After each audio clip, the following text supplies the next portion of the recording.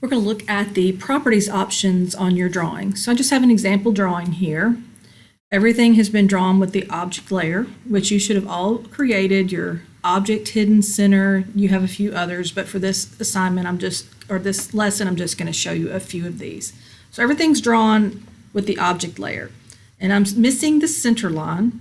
So again, just as a review, I'm going to go to Annotate, pick Center Mark, pick my largest circle, and it adds the center line, and it is the correct pattern.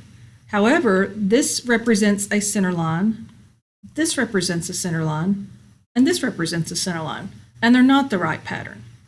And when I look at them on my home panel, they're on the object layer. So this is where you're going to be using your layers the most. You're not going to go back to layer properties as often as you would think. So when I have these highlighted, and I'll go ahead and pick the main center line, when I have those highlighted, to change them quickly, I can go up to the drop-down list for my layers and pick the layer they should be on. And then I'll hit Escape to get rid of those grip options or those selection boxes.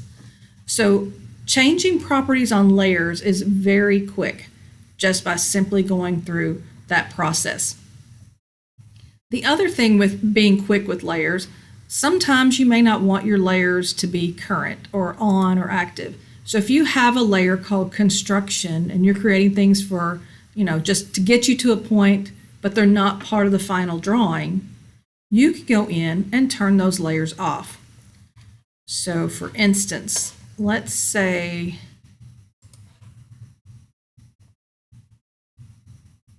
I need a line to come down just slightly past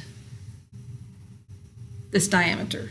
So we'll do 1.125, and that helps me to locate where I'm going to put a keyway in this drawing. So these are all going to be considered construction lines.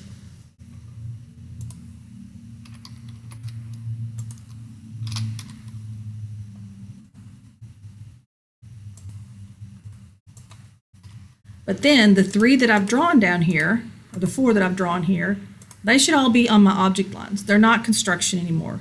This one should have been on a construction layer. But what happens now is I have a line on top of a line. I don't need that. So without picking any of the line patterns, I go up and I turn off the layer that doesn't need to appear on my final print.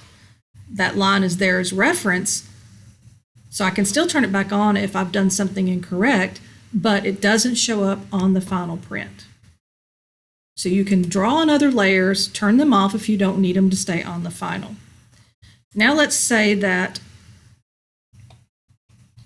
part of this object does not need to be edited.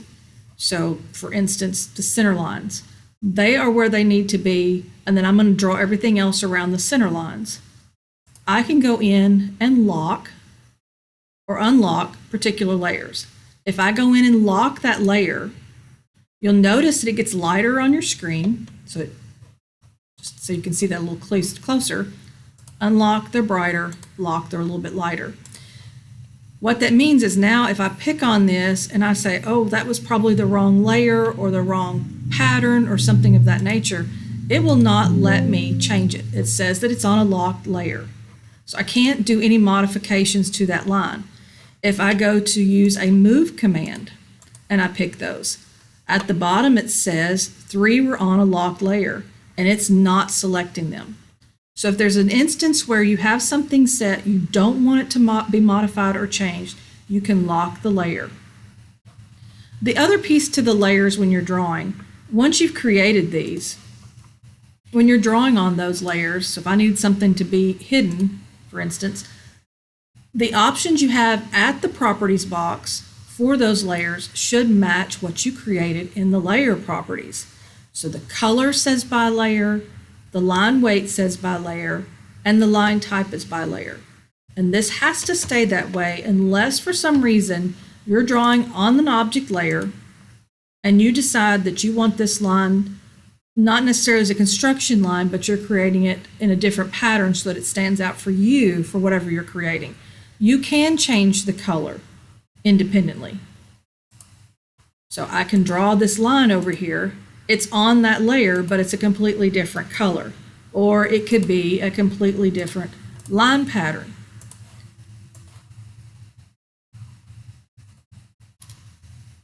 So it could be used as a reference that you might go back and erase later. But be very careful, because now if I were going to draw the main circle for this part, it's picking up what you have done as an override in this properties area.